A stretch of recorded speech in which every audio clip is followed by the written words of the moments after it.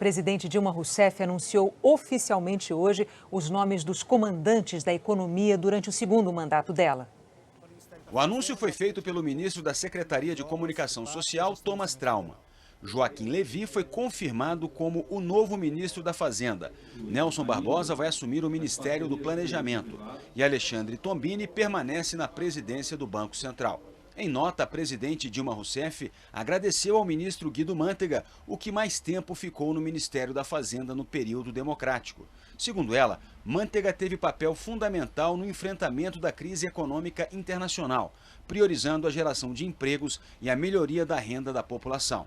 Sobre a ministra do Planejamento, Miriam Belchior, Dilma disse que ela conduziu com competência as obras do PAC e o orçamento federal. O anúncio traz um fato inédito. Pela primeira vez desde a redemocratização do país, duas equipes econômicas de um mesmo governo vão trabalhar juntas. Guido Mantega vai continuar no comando do Ministério da Fazenda e Miriam Belchior no do Ministério do Planejamento, enquanto Joaquim Levy e Nelson Barbosa preparam as novas medidas econômicas. O principal desafio dos novos ministros será ajustar as contas do governo. Enquanto trabalha, a nova equipe estará de olho no Congresso, que ainda não aprovou o projeto que, na prática, vai permitir que o governo reduza ou até não faça superávit primário, a economia para pagar os juros da dívida pública. O projeto enfrenta resistências. O presidente do Banco Central, Alexandre Tombini, é funcionário de carreira do banco. Ele já ocupou 3 diretorias, de normas e organização do sistema financeiro, de assuntos internacionais e de estudos especiais. Tombini se formou em economia pela Universidade de Brasília e fez doutorado na Universidade de Illinois, nos Estados Unidos. De 2001 a 2005, trabalhou na representação brasileira no Fundo Monetário Internacional em Washington e ocupa a presidência do Banco Central desde o início do governo Dilma, em 2011. Nelson Barbosa já teve passagens pelo governo antes dessa nomeação para o Ministério do Planejamento. Barbosa é doutor em economia pela New School for Social Research de Nova York e já trabalhou no próprio planejamento, no Banco Central e no BNDES. De 2011 a 2013, foi secretário executivo do Ministério da Fazenda, o segundo posto mais importante da pasta. Mas saiu sob rumores de atritos com o ministro Guido Mantega. Atualmente é professor e pesquisador da Fundação Getúlio Vargas e professor da Universidade Federal do Rio de Janeiro. O ministro indicado para a Fazenda, Joaquim Levy, é conhecido pelo rigor que costuma aplicar no controle das contas públicas. Atualmente, Levy chefia a área de investimentos do Bradesco. Ele fez doutorado na Universidade de Chicago, nos Estados Unidos, e já ocupou vários cargos públicos. No governo de Sérgio Cabral, no Rio de Janeiro, foi secretário da Fazenda. Em Brasília, foi economista-chefe do Ministério do Planejamento no governo Fernando Henrique Cardoso. E entre 2003 e 2006, já no governo Lula, foi secretário do Tesouro Nacional. A partir de amanhã, os ministros indicados, Joaquim Levy e Nelson Barbosa, vão começar a trabalhar no terceiro andar do Palácio do Planalto. Mas eles já têm discutido e preparado medidas para a economia há quase uma semana. Os ministros indicados para a Fazenda e para o Planejamento anunciaram o compromisso de fazer um ajuste nas contas do governo nos próximos 3 anos. Descartaram a adoção de um pacote econômico e medidas drásticas para acertar as contas do país. Segundo Joaquim Levy, os ajustes serão graduais, porque o Brasil não vive uma crise. Ele anunciou que o governo pretende fazer em 2015 um superávit primário, economia para pagar os juros da dívida pública de 1,2% do PIB, que é a soma de todos os bens e serviços produzidos no país num determinado período. Esse número é menor do que a previsão feita pelo governo em agosto, de 2%, mas é maior do que a economia esperada para 2014. Para 2016 e 2017, a meta é de um superávit primário de 2% do PIB. Joaquim Levy disse que cortes nas despesas já estão em estudo. É lógico que nós temos que olhar todas as despesas que forem possíveis. O trabalho de reequilíbrio, de equilíbrio da economia envolve diversos instrumentos e a gente vai usar eles na sua dose imediata, mas seria precipitado tentar te dar um receituário agora. Ele não respondeu se haverá aumento de impostos e disse que sua gestão será pautada pela transparência. Perguntado se terá autonomia para conduzir o ministério, respondeu: A autonomia eu acho que está dada. Evidentemente, quando uma equipe é escolhida, é porque há uma confiança nessa equipe. O ministro indicado do Planejamento defendeu um aperto no cinto como a forma de garantir os programas sociais. A continuidade do processo de inclusão social depende da estabilidade econômica, depende da estabilidade da inflação, depende do crescimento da economia, que depende da confiança e da manutenção da estabilidade fiscal e monetária. O presidente do Banco Central disse que o Brasil está comprometido com a queda da inflação. O Banco Central do Brasil tem trabalhado para manter a inflação brasileira sob controle e fazer com que esta retorne à trajetória de convergência para o centro da meta de 4,5% ao ano. O líder do PMDB na Câmara, Eduardo Cunha, lançou hoje a candidatura dele à presidência da Casa. A disputa em plenário será em fevereiro do ano que vem. Até agora, Cunha é o único candidato. Eduardo Cunha é conhecido pelas opiniões muitas vezes contrárias ao governo, apesar de integrar o partido do vice-presidente Michel Temer, o PMDB.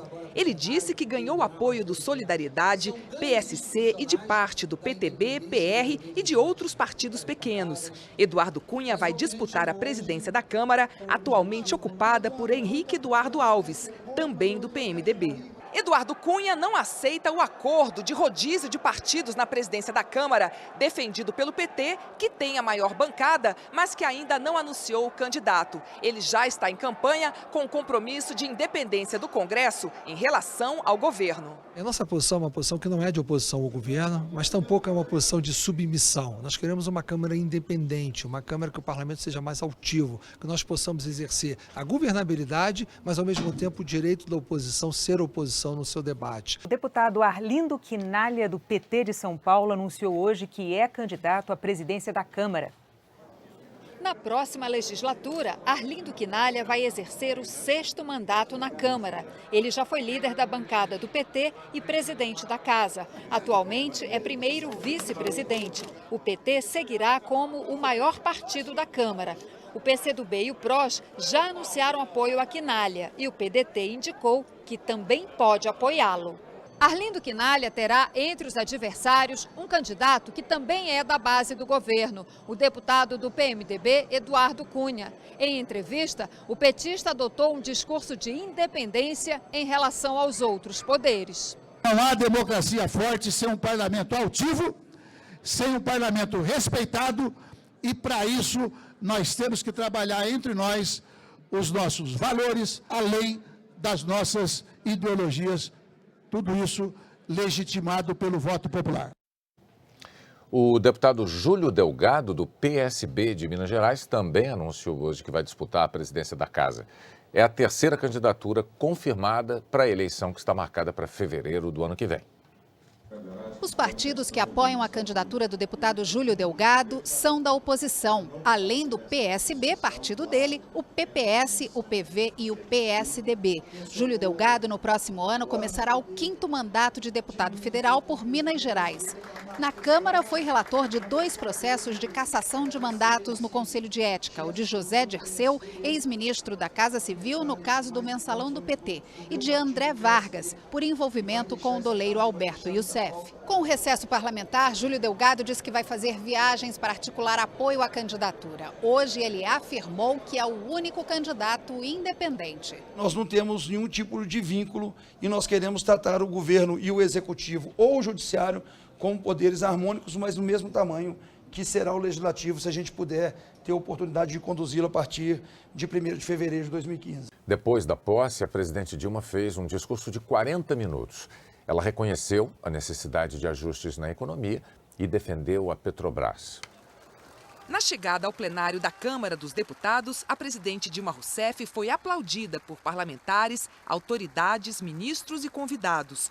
Poucos políticos de oposição estavam presentes. Depois de assinar o termo de posse, Dilma Rousseff comentou o resultado das eleições e destacou o que chamou de avanços alcançados nos governos dela e do ex-presidente Lula.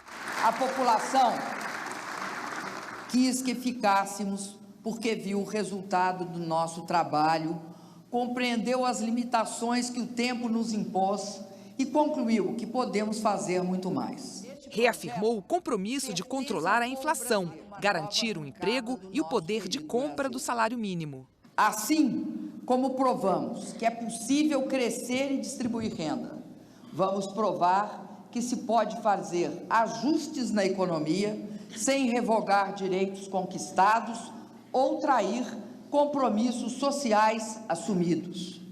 Vamos provar que depois de fazermos políticas sociais que surpreenderam o mundo, é possível corrigir eventuais distorções e torná-las ainda melhores.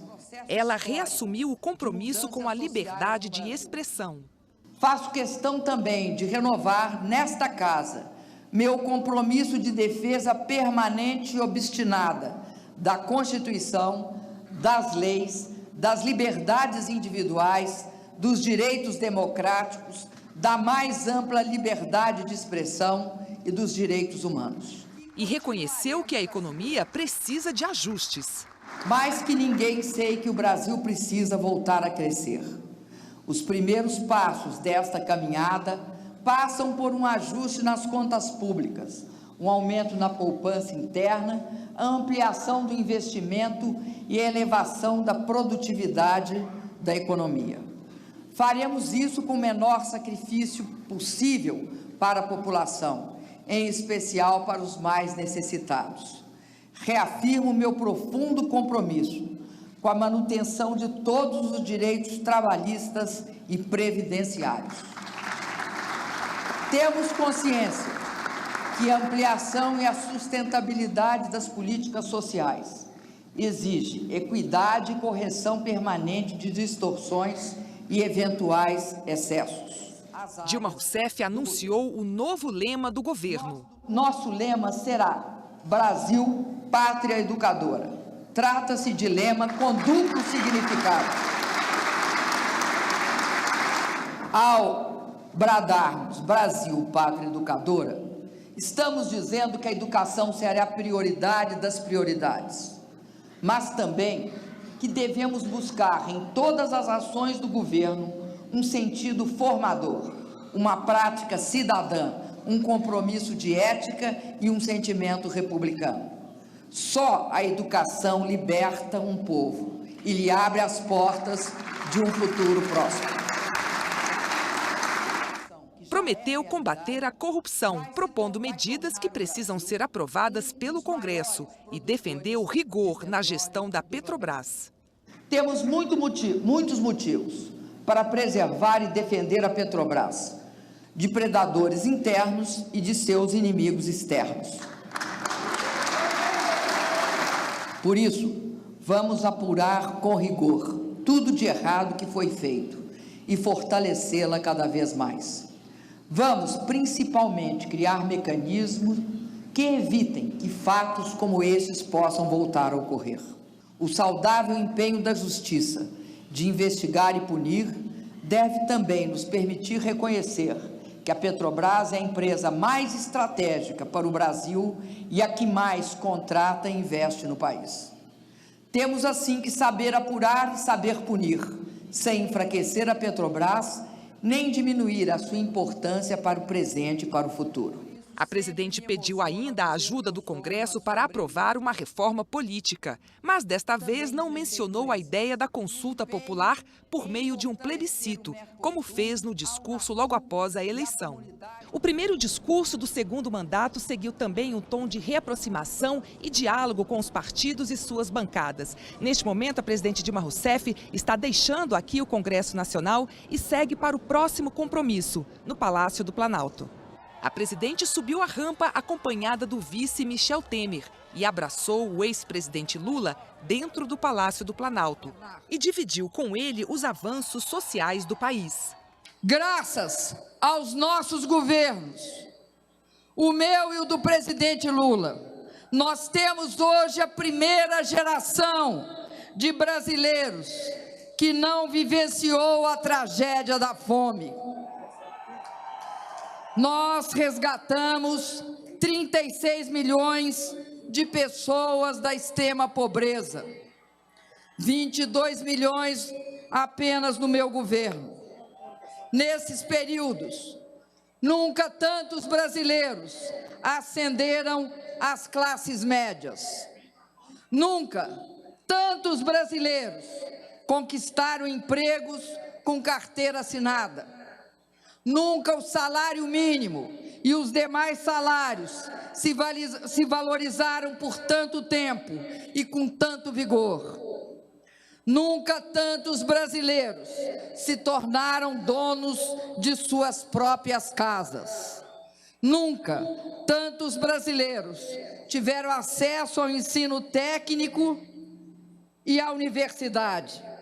Nunca o Brasil viveu um período tão longo sem nenhuma crise institucional. Nunca as instituições foram tão fortalecidas e respeitadas. E nunca se apurou e puniu com tanta transparência a corrupção. E pediu apoio. Para conseguir avançar, preciso mais do que nunca do apoio e da compreensão de vocês. Quero pedir o apoio de todos, de leste a oeste, de norte a sul do Brasil. Hoje, depois de 12 anos de governo popular e de grandes transformações, o povo brasileiro tem o direito de dizer, como uma orientação para o meu novo mandato: nenhum direito a menos, nenhum passo atrás, só mais direitos e só o caminho à frente.